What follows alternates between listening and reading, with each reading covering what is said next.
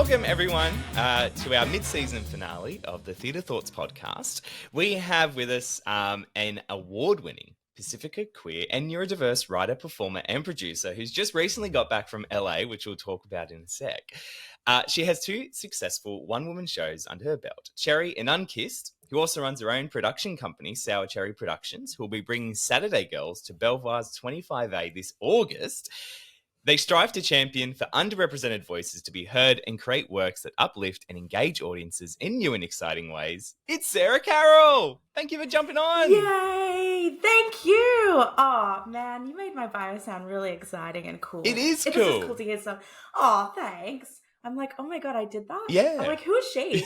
Who's that person you're talking about? I've meant to add on at the end the little sparkle that you do. You do everything with a touch of sparkle and glitter.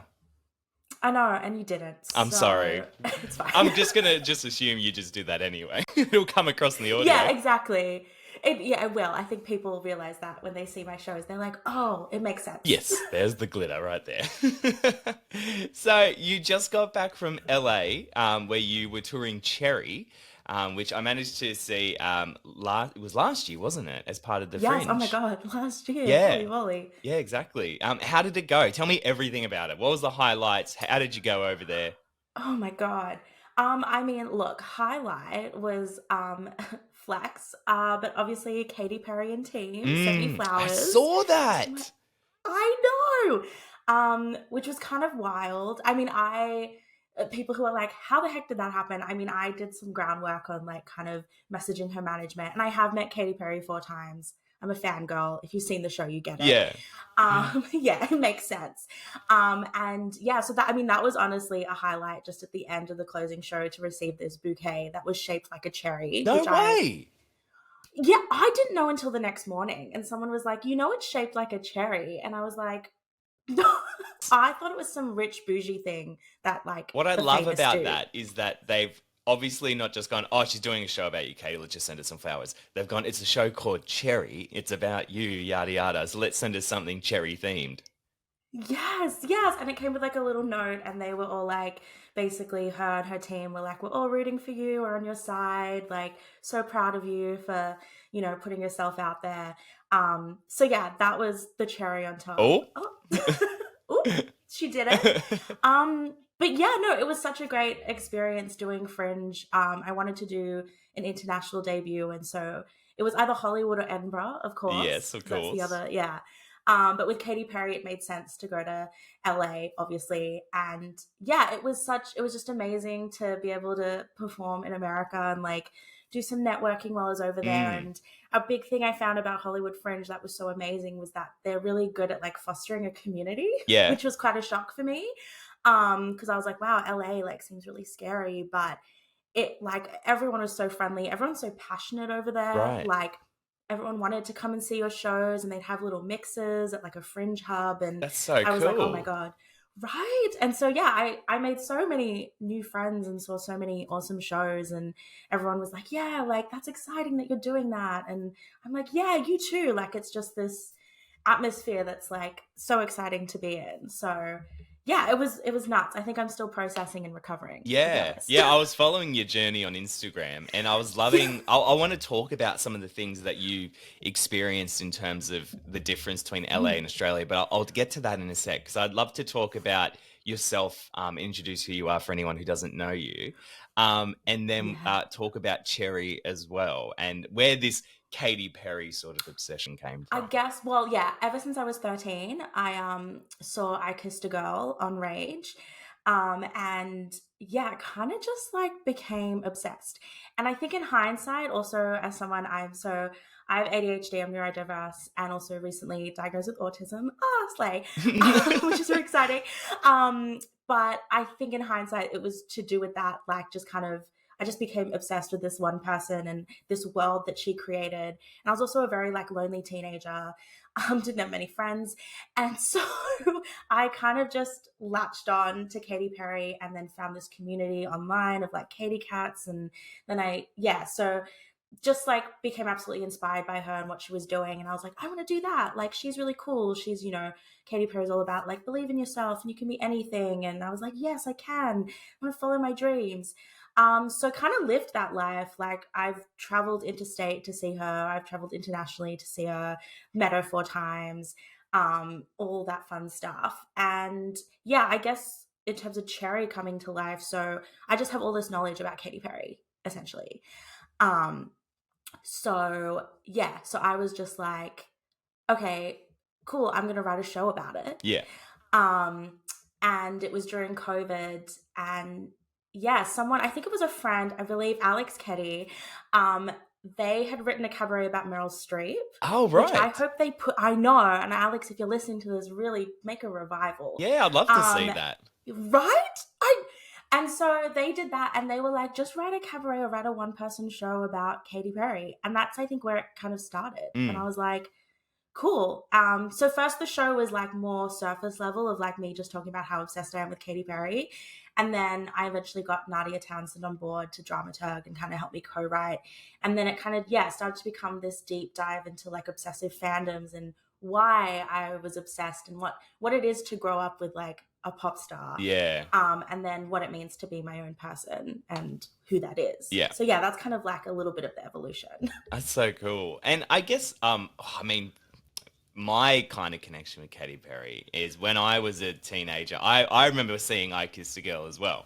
But from like my sort of perspective as just like a young boy, I watched it and it was like, I think it was part of my sexual awakening as like a young kid. And I was just like, Yes. who is this woman talking about kissing girls on MTV while I'm like in the gym trying to be like a manly man, you know? And I just see I Kiss a Girl up there. I'm like, what is going on with my life? But and I like Yes. what you said about growing up with her because I've had this discussion recently with all the Swiftie fans. Obviously, the whole Yes. ticket sale fiasco that went on, everyone was trying to buy tickets for her. And we had this discussion about how Taylor Swift, like, I personally, and the people are going to hate me for it, I personally think she's a bit overrated, but that's okay. Oh no, me too. But don't worry, Okay. I also will get cancelled for it. Yeah, We'll get we're going to cancelled cancel together. together. It's great. But I feel she's done something right because people have grown up with her and seen her mature and seen her Mm. digress as well in like different aspects of her life. And so she's created this image for herself that sells out audiences and stadiums all over the world. So I wholly appreciate that side of Yeah. her. And I feel like it's the same for you with Katy. Yeah. Oh, 100%. I think like, I mean, the show, like I even kind of go through because there's different eras of like every pop star, right? And she did have her flop era, which was Witness, that like no one talks about that album. And she live streamed her life for 48 hours. She like went through a moment. It's okay. And in the fandom, like it was interesting exploring that because people left. Like genuine fans were like, I don't want to stand her anymore because like it's not the bubblegum pop thing. Wow. And then yeah, and then now her comeback is kind of like doing the Vegas residency and going back to the black hair Mm. because we all did miss it. And it's interesting, like kind of. I mean, I'm definitely still a fangirl. Like I'm literally going to Vegas in a few months again. Are To you see her really? final show. Oh my God. I am, right? Like I literally am, and so like that's what's with the show as well. It's like she's still like a part of me. Like even though I'm like I need to let go, I am just a little less obsessed and attached, but I still am on Twitter and like will stalk, all the fandoms, show research. And there are people who, yeah, like are still there and have been there through that whole journey. And like, it's so fascinating that, yeah, you kind of grow up with this pop star Mm. through her whole career. And then some people are gone and some people are still standing like me. Yeah. So, And then you make a show out of it. and then I make a show out of it. And that's, yeah. Well, I was like, I know too much. Like, I have to do something with this information. Yeah. Like, it has to. Yeah, exactly. And it's worked. No, it's worked so far. Like you've taken off like heaps just from the Fringe last year, and then just seeing everyone jumping on board. I guess the cherry Yeah. train is just like, Oh, I'm taking yeah, that. you take it, and just yeah, it's really great to see because we love. I mean, I personally love seeing new work and new independent work take off and people Yeah. developing like fan bases. But this kind of ties back to what I wanted to ask before. How did you find LA different from Australia? Because I know in your stories you were posting a lot of stuff and I was like, ooh, that's great. And I was really latching onto it. So I'd love if you kind of expanded on that a bit. Yeah. Yeah. I think like I mean, I don't know how the world's gonna take this, but I'm like, all right, I'm gonna talk about it. We're gonna get like real about it. I think the main difference is there's definitely a tall poppy syndrome Mm. happening here in Australia. Yep. And I think it's this kind of thing of when you're successful here, people often go, oh, cool. All right. Like, good for you. Or, there's sometimes like, I'm so happy for you, but it's not like a genuine, Mm. it's almost like it's this whole competition. And I think that also comes to this industry being quite small and, all of that kind of stuff. But it was interesting to be in America and having been in this industry where, like I definitely have had success here, like, which has been great. But then to go to LA and kind of, literally I knew 5 people like there, and I had 5 shows. Yeah. And I ended up selling out 2 of those shows, Wow. which was nuts. Yeah. And I think it's because, I went there and the community was just like very open to embracing you and wanting to hear about your work. And like American audiences as well are like nuts. Like they give you everything. Really? Like, yeah, like for example, I mean, a big thing was like, so when I did Cherry in Melbourne, there was one show and I remember like the audience was kind of giving me nothing. Yeah. And I left and I was like, oh my God, I'm a flop. This is Oh, happening. I'm going through no. my flop era. Like it was so nuts. And even like my tech was like, yeah, it was a really weird audience. But they were like, but you were great. Like what? Mm. And I had a reviewer in that audience and I was like, oh my God, they're going to cancel me. It's like, this is not good. And then the review ended up being like a great review. And then people would come up to me after that show and were like, you're so funny. And I was like, so laugh? Like, yeah. I find Just like, like, yeah, tell me, right? like, give me feedback. Yeah. And I don't know if that's like sometimes some audiences here like are very much like, if something's funny, they'll like in their head be like, that was funny, but like won't give anything. Yeah. And so, whereas in America, it's like a total opposite. Like I had audiences cackling and like commenting and like, yes, girl, like, woo. And I was like, whoa. And then like standing ovations at the end. I couldn't get Love used to that.